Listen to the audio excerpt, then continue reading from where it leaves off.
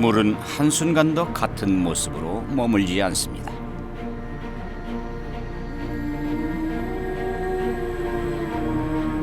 그래서 물은 살아 있습니다.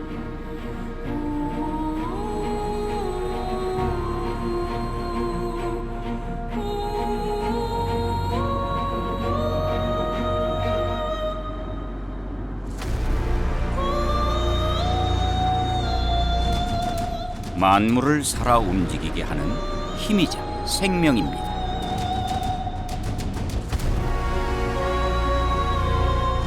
춤추는 물엔 보이지 않는 힘이 있습니다.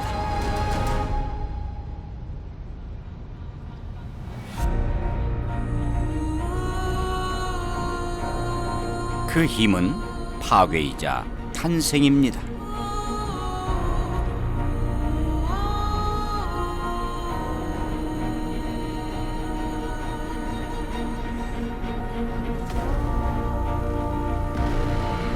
그래서 물은 용이 됩니다.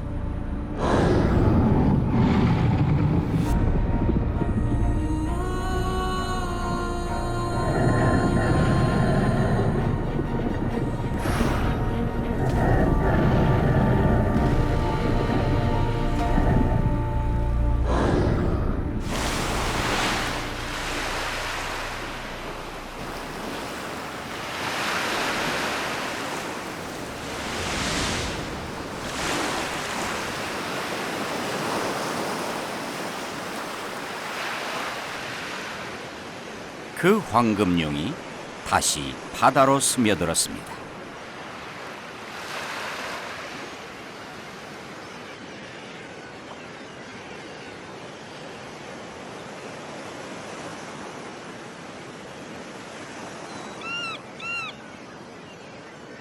무수한 이들의 염원으로 세상에 나왔던 황금용은 울음을 멈춘 채 무언가를 지키고 있습니다.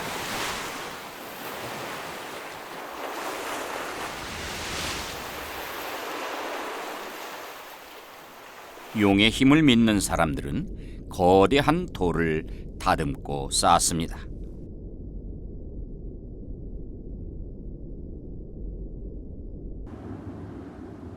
바위에도 새겼습니다.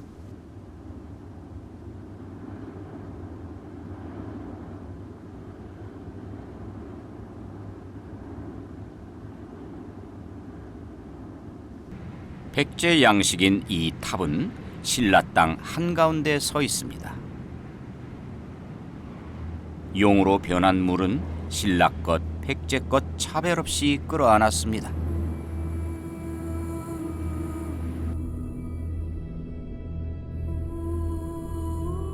용에 대한 기억은 다양한 모습들로 새겨졌습니다.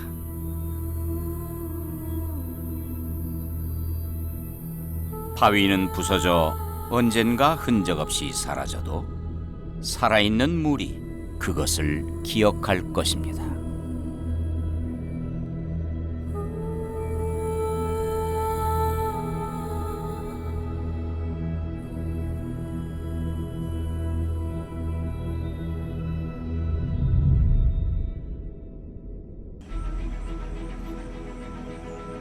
거대한 무덤은 물의 기억을 대신하고 있습니다.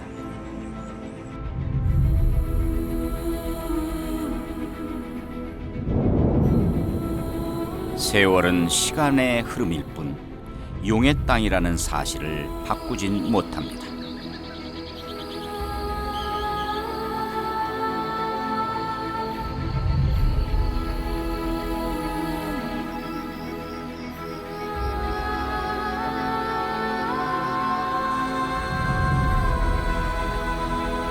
이곳은 한반도 국립공원. 산과 바다가 만나 평야로 펼쳐낸 사람들의 터전입니다.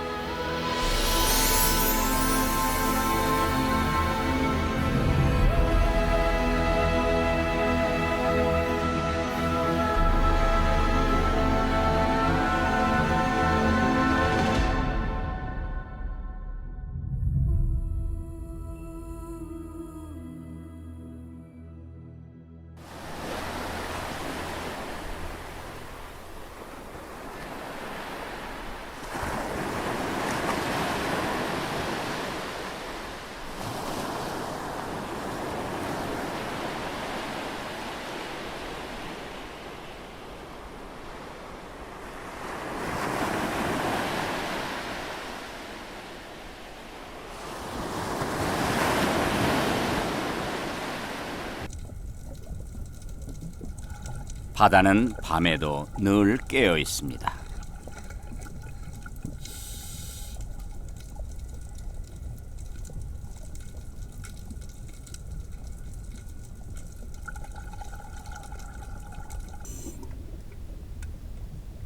용을 꿈꾸는 바다의 말은 너무 작고 헤엄도 서툽니다.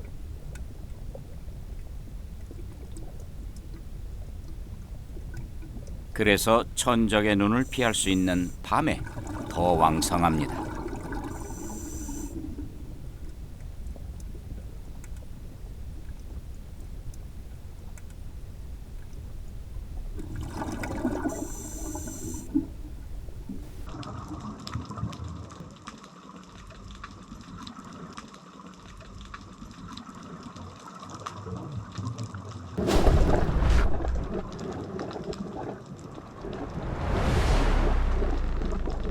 어떤 시련도 새끼들을 지키려는 어미 문어의 인내를 막을 수는 없습니다.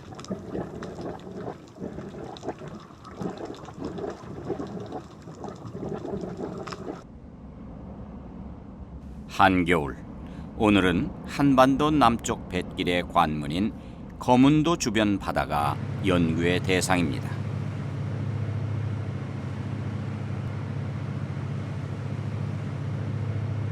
용이 잠든 먼 바다 깊은 곳을 보려면 큰 배가 필요합니다.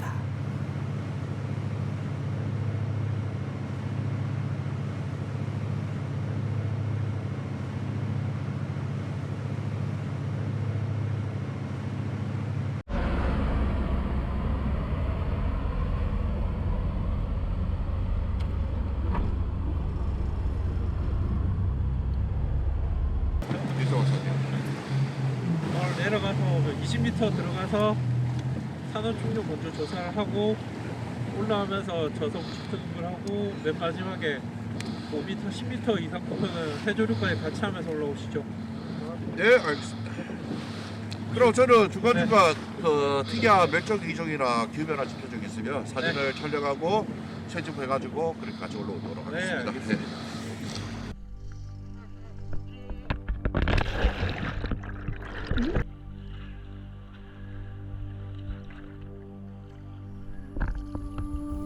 나에게 바다는 자유다.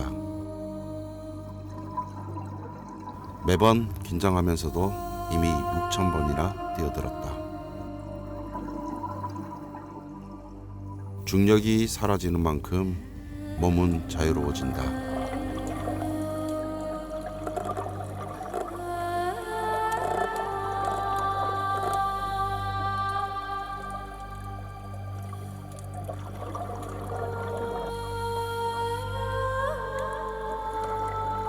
세상 여느 바다와는 달리 한반도 바다에는 변화무쌍한 매력이 있다.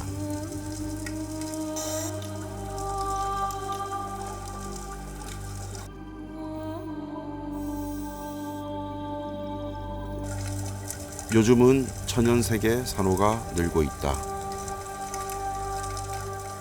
아름답지만 너무 빠른 변화에 겁이 나기도 한다.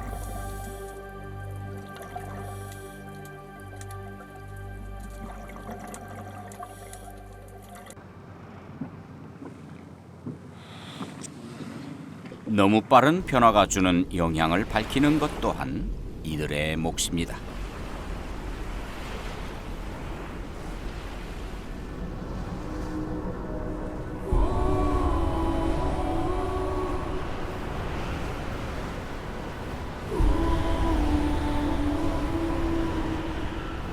물은 하늘로 솟구칩니다.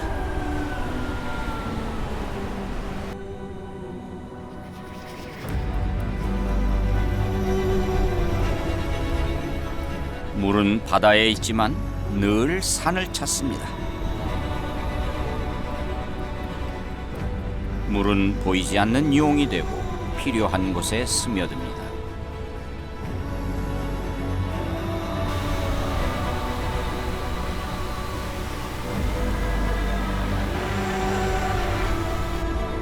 그렇게 높은 산을 만난 용은 기다란 기지개를 켭니다.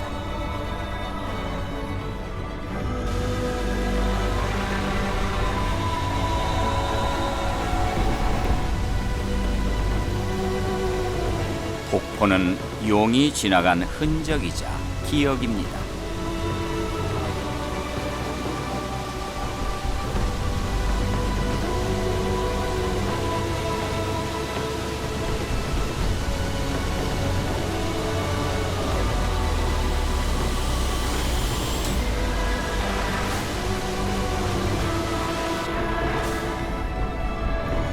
그래서 높은 산은 바다의 용이 춤을 추는 곳입니다.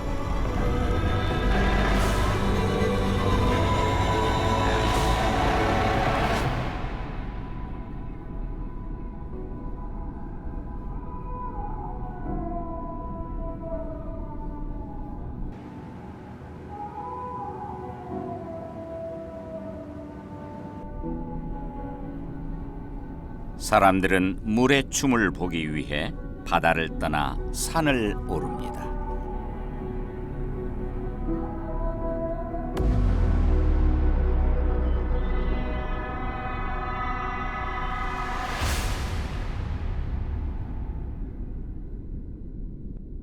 용을 보려는 발걸음은 차별 없이 공평합니다.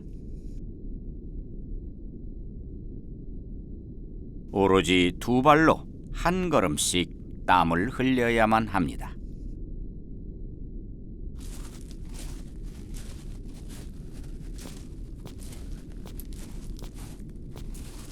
산을 오를 때마다 산에게 뭔가를 묻고 있는 나를 발견하곤 합니다.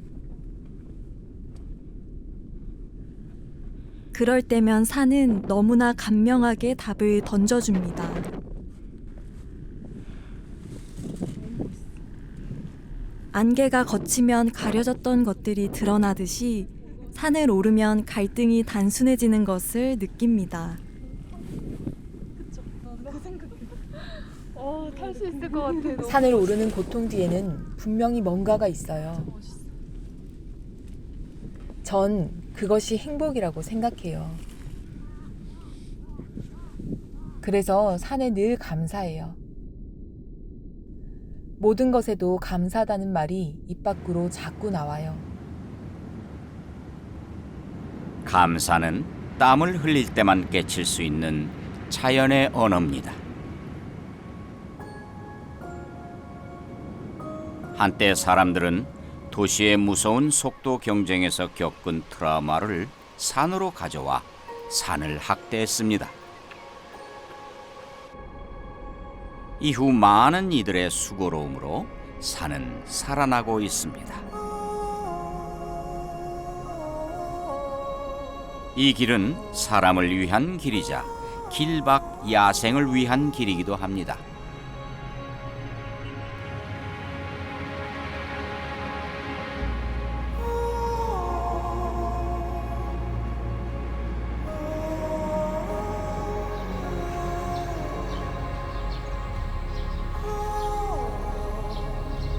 자연은 거친 야생의 모습일 때도 있지만 살아가는 데 필요한 것을 내어줍니다.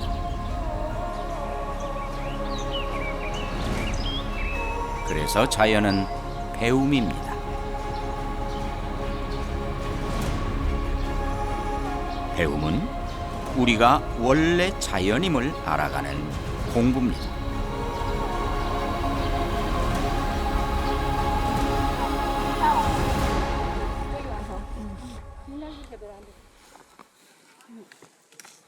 여기 있어. 많이 찍어가지고 거기서. 깊은 산속, 자연을 배우려는 사람들에게 하루는 짧습니다. 다른 거 말고 이걸 당기면 된다. 커피들 한 잔. 일로 갔어. 커피 드셨어? 응. 자, 그야. 한잔 타겠다. 아니야, 지금 거기 조금 먹어서 사탕. 한 입에다 물었습니다. 일은 일이 아니라 배우는 재미가 생겨나는 놀이입니다.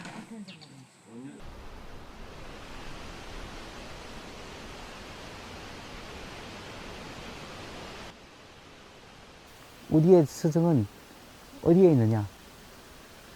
그 학교에 있지 않고 도시에 있지 않고 이 자연에 있어요. 이 풀 한 포기도 나무 한 그루도 전부 다 우리 스승이에요.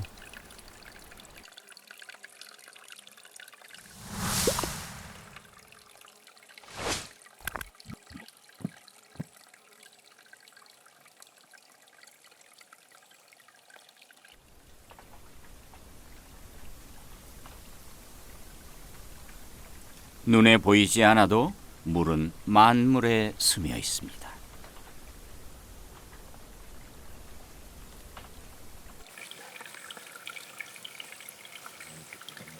물이 있으면 그곳이 곧 생명입니다.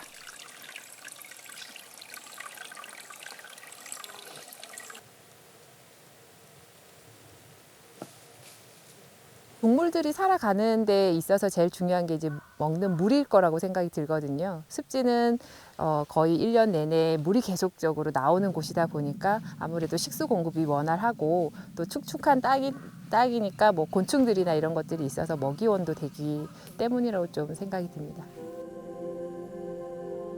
인기척 없이 하나의 카메라를 1년 동안 지켜봤습니다.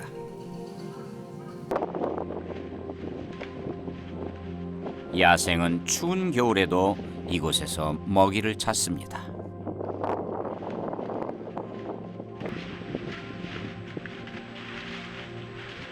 두터운 낙엽 속에 뭐가 있는지 헤집습니다.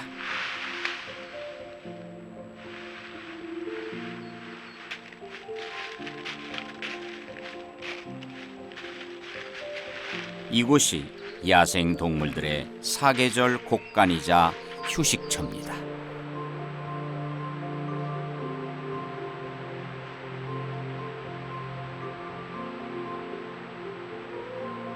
야생의 노루가 짝을 만나는가 싶더니 불과 한 달여 사이 새끼가 등장합니다.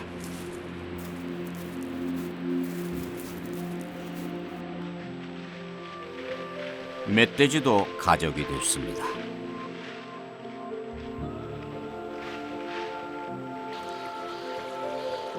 가을이 되면서 습지의 물은 더 많아집니다.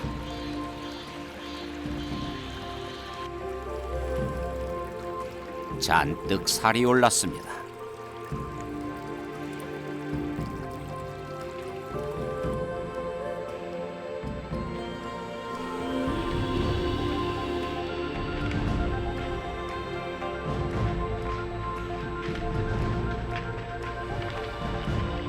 밤에도 습지는 잠들지 않습니다.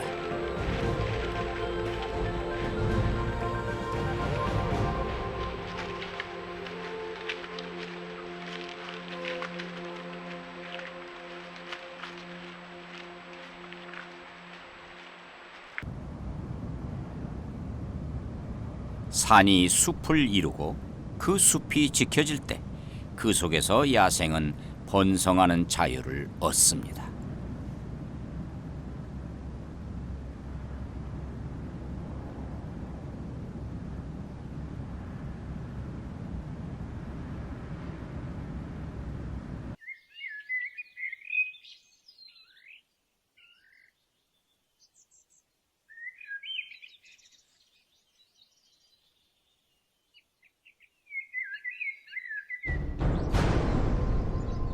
울타리 안에서 태어난 여우는 토끼를 본 적이 없습니다.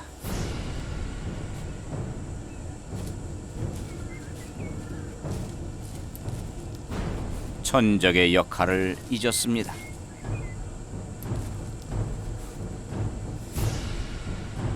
사냥하고자 하는 본능과 두려움, 여기에 호기심이 교차합니다.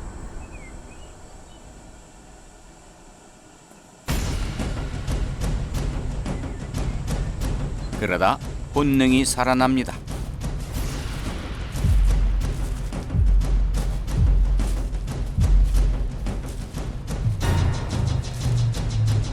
그래야 살아남습니다.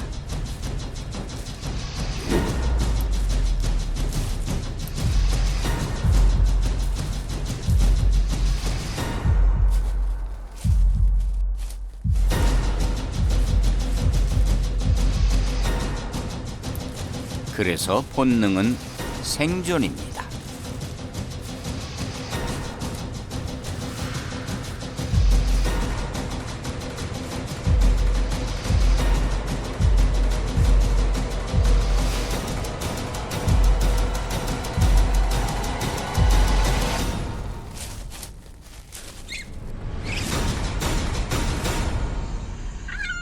이 여우 가족은 얼마 뒤면 야생으로 내보내질 것입니다.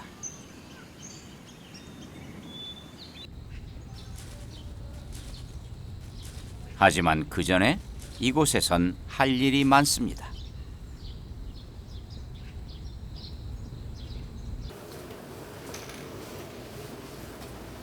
한 마리 한 마리의 건강 상태를 정밀하게 검사해야 합니다.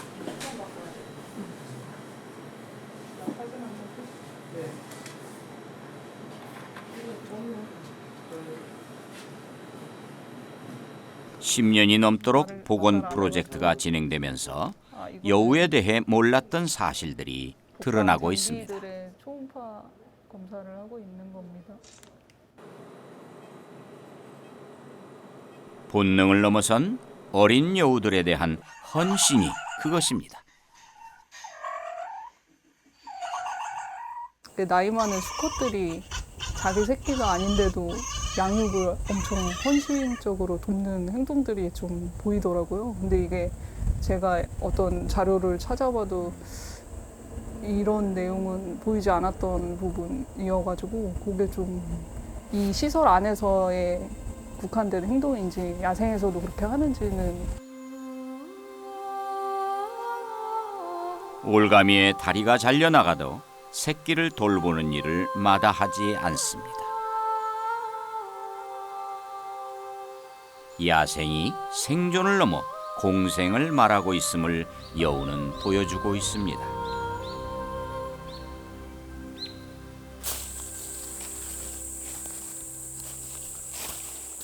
야생 방사 전에 여우들에게 치명적인 올무 제거도 빼먹을 수 없습니다. 여기 창에가 있네요. 이거 못 쓰는 것 같은데 나무가 떨어져서 작동이 된 것 같습니다. 이걸 혼자 빼기가 너무 힘들어서.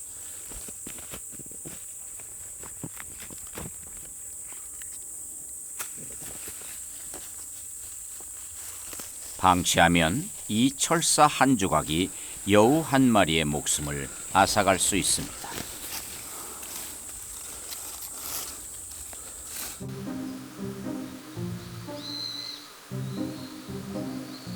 워낙 겁이 많아 우리를 쉽게 떠나질 못합니다.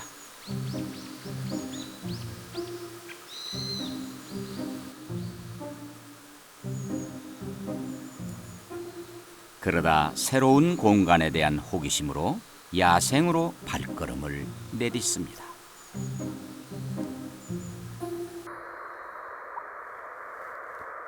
여우가 야생으로 들어가면 밤낮 없이 바빠지는 사람이 많아집니다. 7마리 중에 2마리 빼고 다 나온 것 같아요.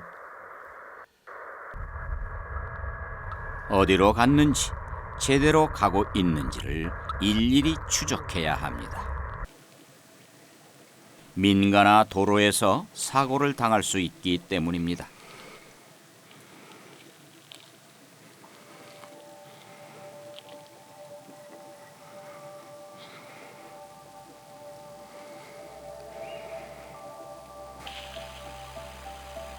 야생으로 보낸 여우들의 모습입니다.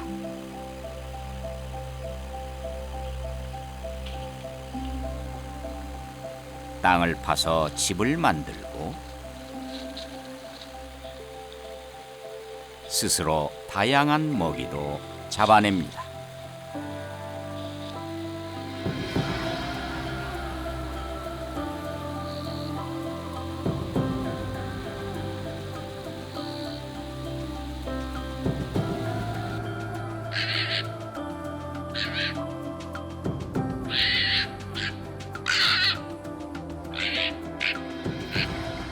너구리도 두려워하지 않습니다.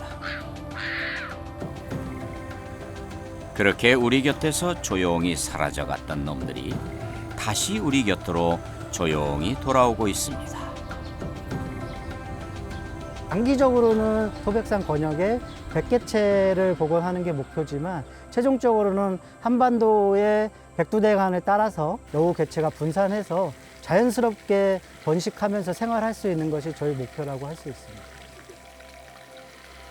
하지만 성공과 실패가 반복될 수밖에 없는 과정들을 냉정히 지켜보기란 쉽지가 않습니다. 서로가 감정을 가졌기 때문입니다. 여기서 막 애지중지 키웠던 애들이 나가서 뭐 우물 죽고 뭐 차에 치여 죽고 뭐 해서 죽고 그래서 처음에는 어떻게 마음을 다잡아야 되지 이런 생각을 좀 했었는데 이제는 그래도 나가서 야생에서 살아야 되는 거지 여기가 이제 동물원이 아니다 보니까 저희 역할은 이제 나가기 전까지 건강하게 키워서 내보내는 게 역할이지 안 죽게를 바라는 거는 좀 욕심이다 이런 생각이 들어서 어느 정도 좀 내려놨거든요.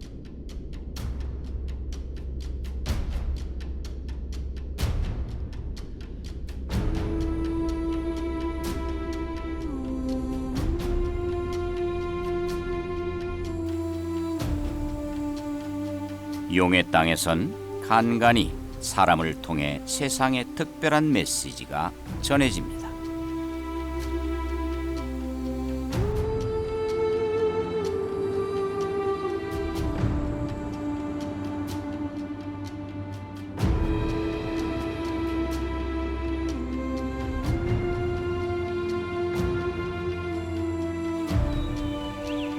세상 밖 10년을 돌아다녀도 파랑새를 찾지 못했던 수은 선생은 고향인 이곳에서 모든 사람 안에 하눌림이 모셔져 있음을 깨칩니다.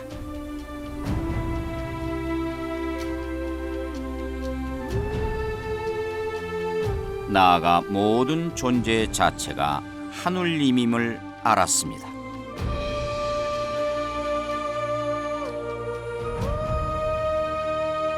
그래서 가장 가까이 있던 부인에게 가장 먼저 깊은 감사의 절을 합니다.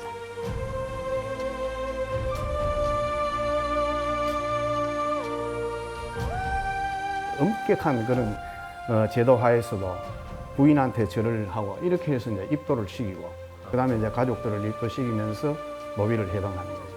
노비를 해방하면서 한 명은 이제 며느리로 드리고 한 명은 수양딸로 드리고 하늘을 공경하고 사람을 공경하고 자연을 공경하고 다 해야 된다. 그렇게 되면은 평화롭지 않을 수가 없고 전쟁이 일어날 수가 없고 이게 전쟁을 일으킬 수가 없다는 거죠. 이제 이 지구 환경이라든가 또는 기후 폭등, 이제 여성 간, 아동 간, 뭐 100몇십 년 전에 이제 그거를 이제 내다보시고 이제.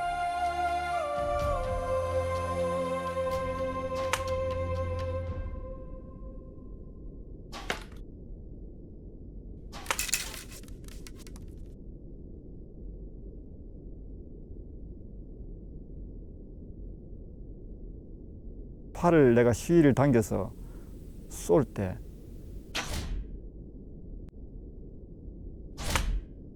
그냥 쏘는 것이지 거기에 한 생각이 끼어들면 화살은 흐트러지게 되어 있습니다.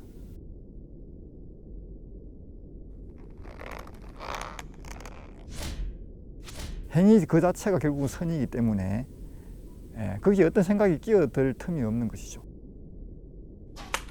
설사 끼어든다 하더라도 그것이 끼어든 줄을 내가 알면 생각의 실체는 없기 때문에 그 자체가 선이 되는 것입니다. 그러니까 마음을 비우는 작용이 되는 것입니다. 모든 것이 마음에 있습니다. 그렇기 때문에 활 쏘는 것도 마음이요, 말 타는 것도 마음이요. 그래서 결국은 다 참선이 되는 것입니다.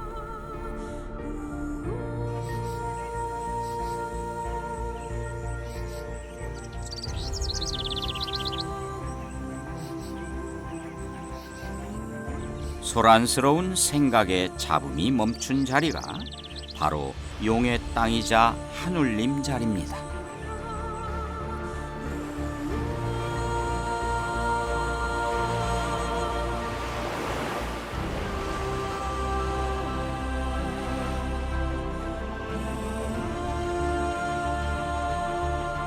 After meditation, if I look into my mind, it's more easy, it's more fluent, it's more balanced. There is less sounds everywhere, so it's more quiet. It helps me think more clearly. Also, in general, in the body, in the mind, to be more.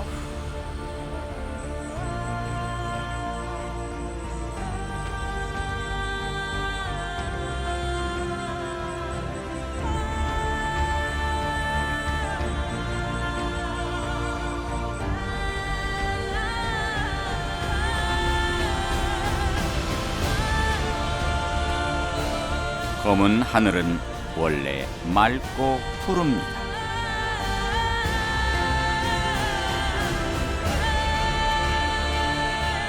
그것이 하늘입니다.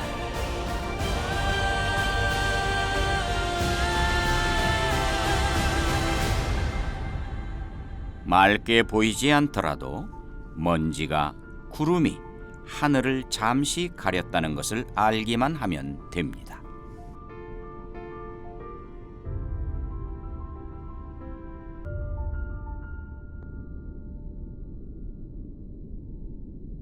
이 시기 야생은 생존을 위한 거친 투쟁을 해야 합니다.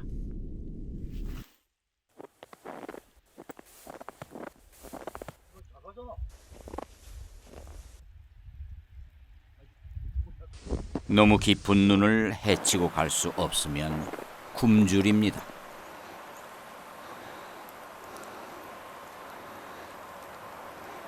야생의 굶주림은 곧 죽음입니다. 빨라.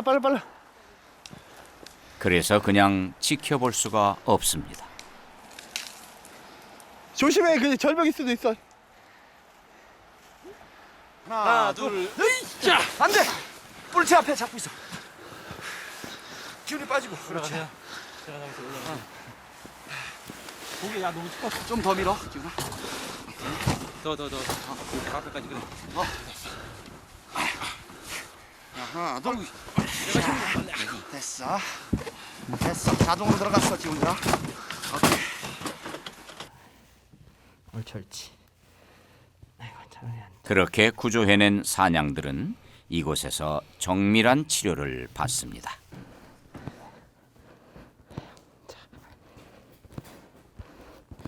안 재우고 찍을 수 있을 것 같긴 하거든요. 한 마리 한 마리가 한반도에서 절멸의 위기를 넘긴 귀한 개체들입니다. 얘가 이발로 여기 긁잖아요.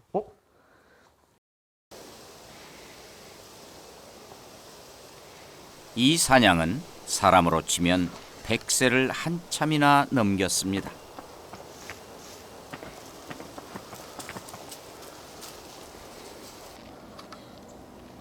깊은 눈밭에서 2번씩이나 구조가 됐습니다.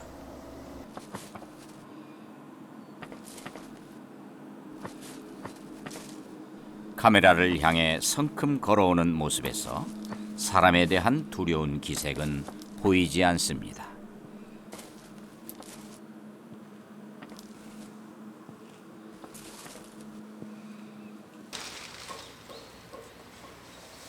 이 사냥을 시작으로 복원을 통해 사냥에 대한 새로운 사실들이 하나씩 밝혀지고 있습니다.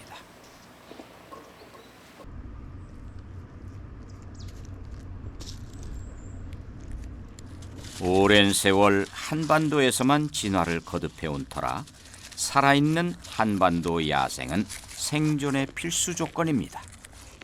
자, 문을 열어주세요.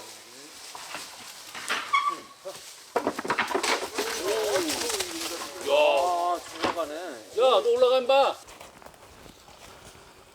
산으로 올라간 사냥은 그냥 내버려 둘 수 없습니다.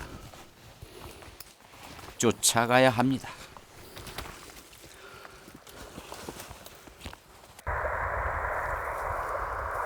제대로 적응을 했는지 확인을 해야 합니다.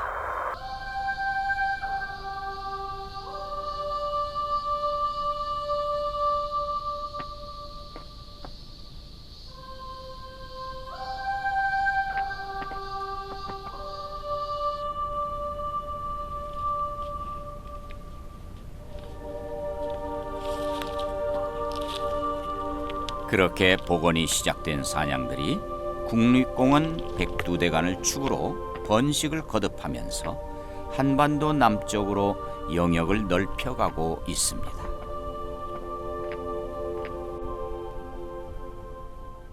다른 야생동물들도 백두대간을 중심으로 해서 많이 서식을 하는데 지금 현재 백두대간이 군데군데 지금 전부 다 단절이 되어 있습니다. 서식지가 좀 단절이 되어 있다 보니까 거기에 따라서 이제 사냥 생태축도 지금 간간히 단절이 되어 있는 그런 상황들입니다. 속리산까지만 사냥이 서식을 하고 있고 그 밑에 덕유산이나 지리산은 지금 현재 아직까지 사냥이 파악이 안 되고 있는 그런 상황들이거든요. 설악산부터 지리산까지 사냥이 마음껏 뛰어놀 수 있는 그런 환경을 만들어주는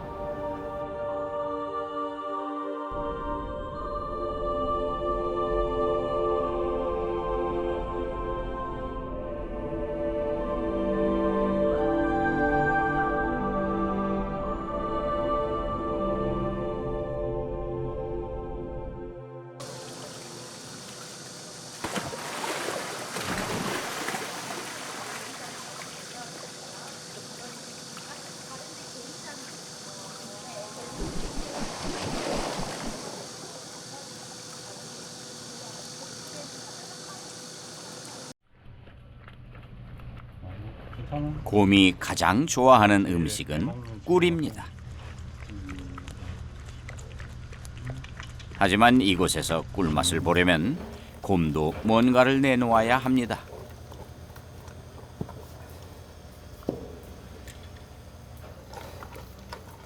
제가 체열을 좀 자주 하다 보면은 이제 혈관 위치라든가 이런 거를 좀 대강 알 수 있거든요. 그래가지고 그렇게 이제 저희 얘네도 많이 익숙해지고 저희도 이제 좀 늘은 거죠. 이제 서로. 안녕. 복원 과정에서 서로에게 이익이 되는 방식으로 진화하고 있습니다. 안녕. 그렇게 산으로 간 반달 가슴곰들이 번식을 거듭하고 있습니다.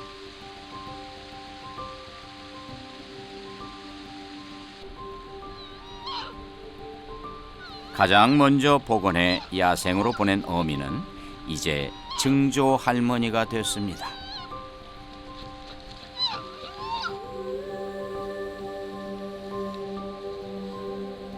사 세대를 이어오고 있습니다.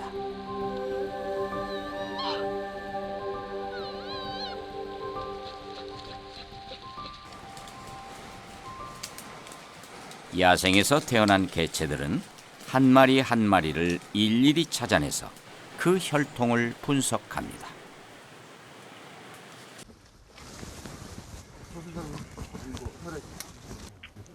그래야 복원의 방향이 제대로 가고 있는지를 알 수 있습니다.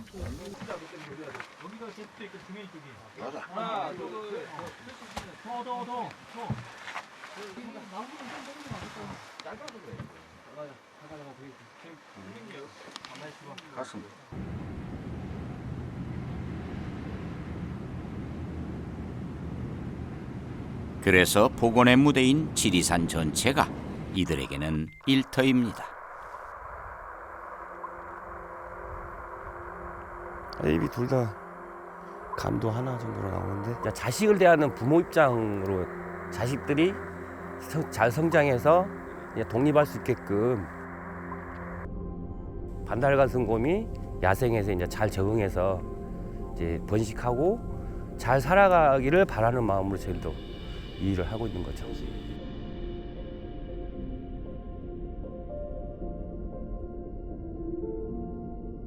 백두대간의 산들이 살아있어야 자식 걱정은 조금이나마 덜 수 있습니다.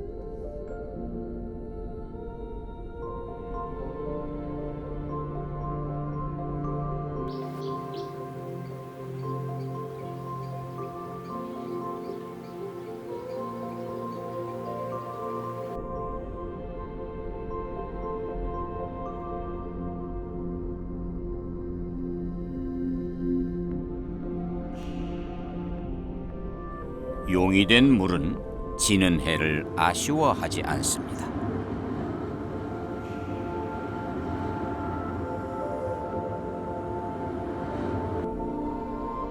끝이 아니라 또 솟아날 것을 알기 때문입니다.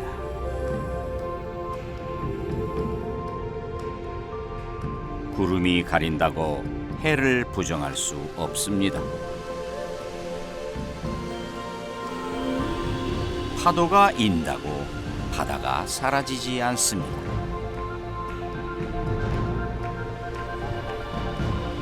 알면 감사해지고 겸손해집니다.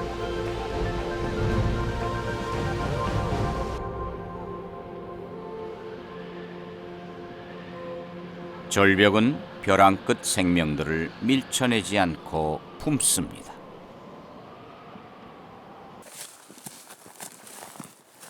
오랜 세월 자연의 인내가 감사함으로 쌓여 보기 힘든 절벽 숲이 만들어졌습니다. 미생물들이 분해를 시키면 이것들이 이렇게 토양처럼 되죠. 유기물. 굉장히 비옥한 토양이죠. 상록 화력수림이 울창하게 있잖아요. 이런 것들은 사람들이건 자연이건 간에 자의적이든 타의든 간에 여기가 오랫동안 지켜져 왔다는 것이에요. 키 큰 나무가 서 있으려면 뿌리가 단단히 박고 있어야 되잖아요. 깊어야 되잖아요. 토양이. 그래서 그런 조건들이 맞아야지만 상록 화력수가 정착될 수 있다는 것이죠. 이들의 연구가 쌓이면서 외로운 섬들은 살아있는 이야기의 주인공이 되고 있습니다.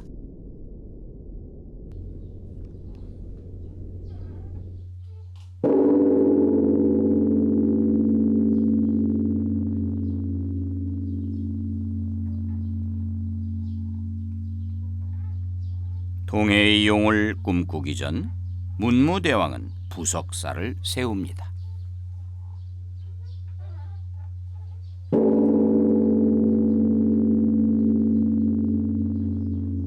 무량수전은 무한한 수명을 가진 부처, 즉 파도에 휘둘리지 않는 영원한 바다를 말합니다.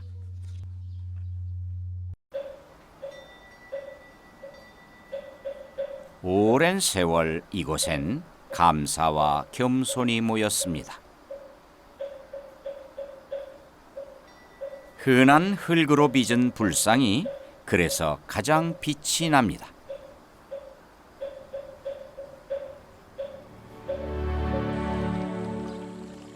하지만 무량수전을 만나기란 쉽지가 않습니다. 우리가 이제 힘들면은 저절로 고개가 숙여지기도 하거든요. 허리를 숙이게 되고, 그래서 108배를 하는 의미도 있고, 그 다음에 나의 몸을 이렇게 숙임으로 인해서 처음에는 잘 모르지만 한 계단 한 계단 오르면서 나의 몸을 숙이면서 이제 겸손의 자세를 이렇게 몸으로 세계인 안양문을 통과를 하게 되면 펼쳐지는 문학세계에 도달을 하게 되는데요. 그곳에서 뒤를 돌아서 보게 되면은 넓게 펼쳐져 있는 이제 소백산의 능선이 펼쳐져 있습니다. 힘들게 올라온 만큼 그 소백산의 능선을 보면은 그 아름다움은 배가 됩니다. 자신을 낮출 때, 내가 모른다는 것을 알고 침묵할 때, 겸손은 시작되고 내 안에 있던 용은 마침내 드러납니다.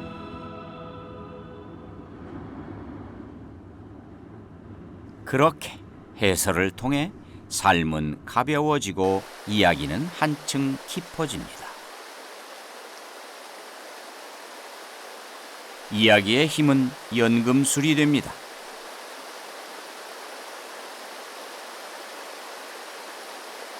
숨겨져 있던 진흙을 하나씩 보석으로 빚어냅니다.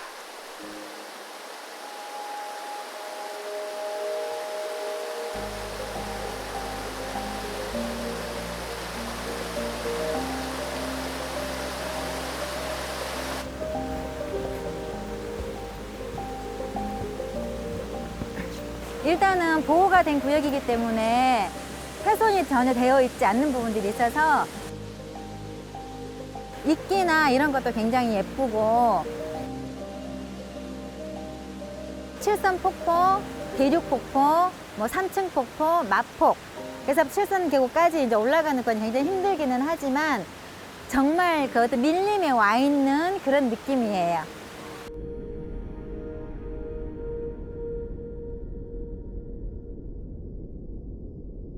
사라졌던 문화는 끈질긴 생명력으로 다시 태어나기도 합니다.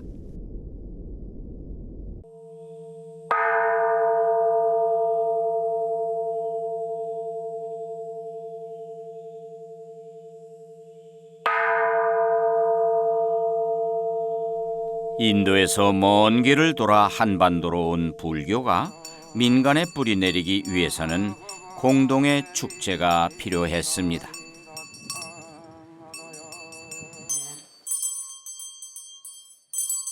그 대상은 불상도 불탑도 아닌 오래된 느티나무였습니다.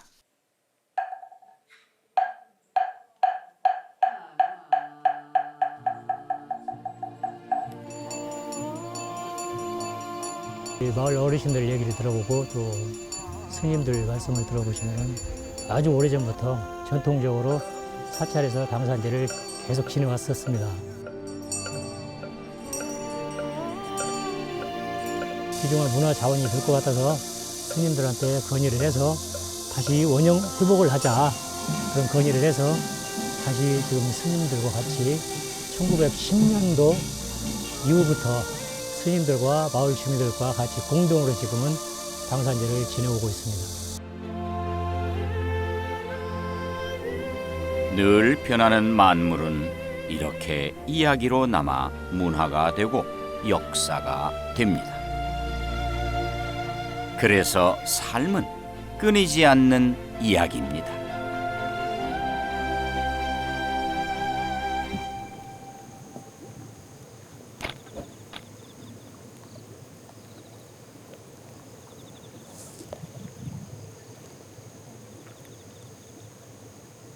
비슷한 듯 보여도 각자의 공간이 다 다릅니다. 이놈들은 모래가 많은 갯벌에서만 삽니다.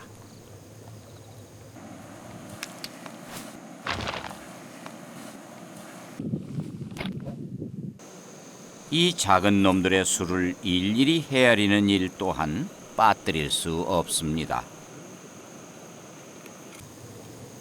자연이 자연스러운 모습을 이어갈 때 모두 자연에서 온 자연임을 알아갑니다.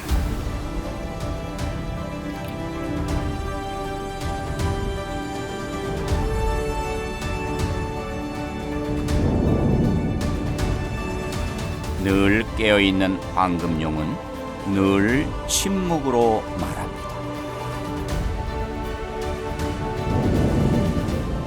용은 내 안에 있다고 말합니다.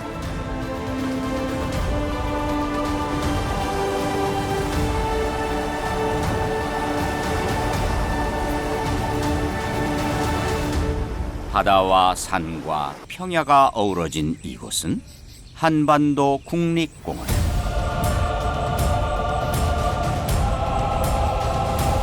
모든 생명의 터전입니다.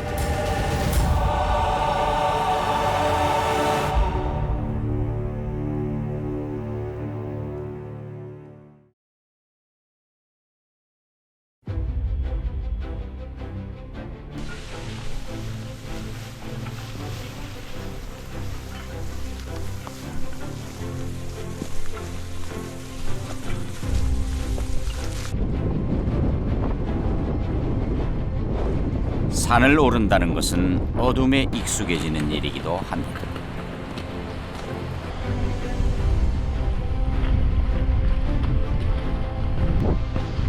와, 몰려온다.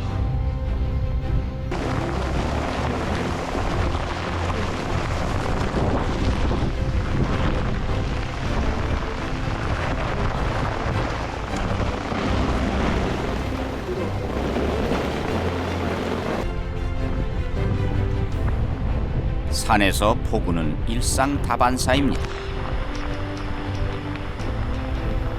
날씨도 너무 안 좋고 바람하고 비, 그리고 지금 화장실이 안 보일 정도로 안개가 굉장히 짙어서 우리가 할 수 있는 일은 없죠. 기다리는 시간엔 힘을 모아둬야 합니다. 보감독도 은근히 좋아하는 거예요, 요리하는 거.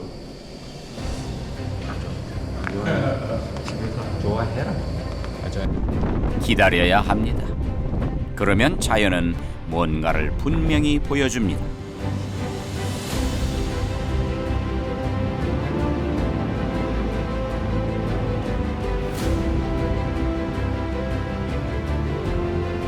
사람 다니는 길이 아니고 야생동물 다니는 길 같네.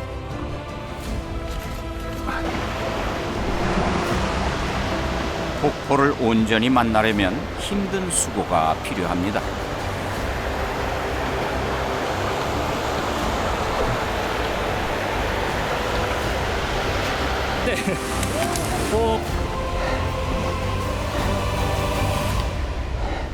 그렇게 몸을 낮추는 법을 배웁니다.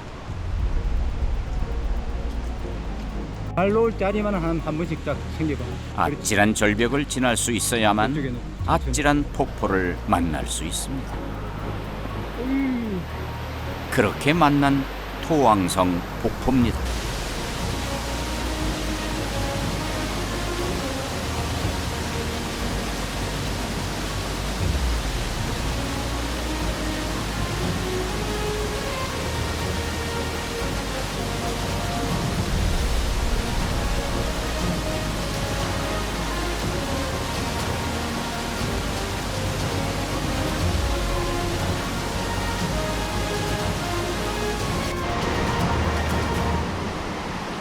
두 다리가 지치면 쉬었다가 운이 좋으면 헬기로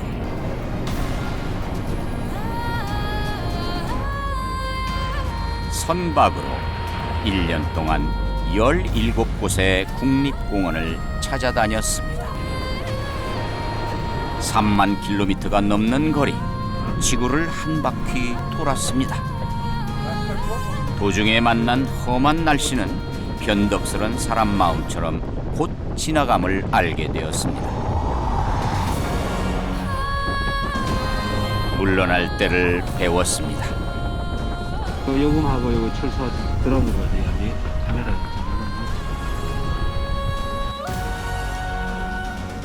야생을 가장 자연스럽게 카메라에 담을 수 있었던 것은 자연이 준 선물이었습니다.